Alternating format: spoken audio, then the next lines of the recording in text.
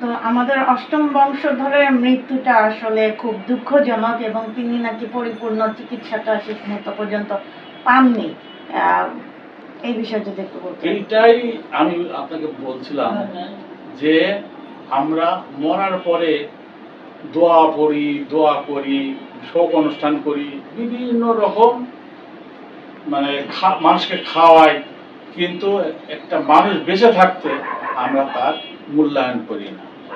তারপরেও যারা এই দেশের জন্য জীবন দিয়ে গেছে, তার পূর্বপুরুষরা জীবন দিয়ে গেছে, তাদের সঙ্গে বাংলা, বিহার, উড়িষ্যা প্রতিটা ইঞ্চি জায়গার মালিক হলো নবাব সিরাজউদ্দৌলা।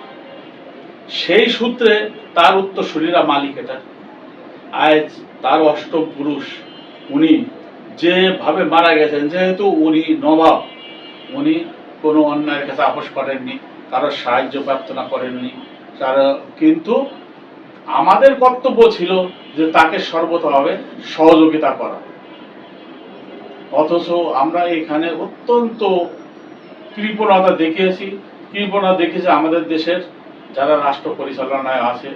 আমি মনে করি তাদেরকে আরো উদার হতে হবে, তাদেরকে আরো খোঁজ খবর রাখতে হবে যে এই পরিবার, যে পরিবারের জন্য আজকে আমরা স্বাধীনতার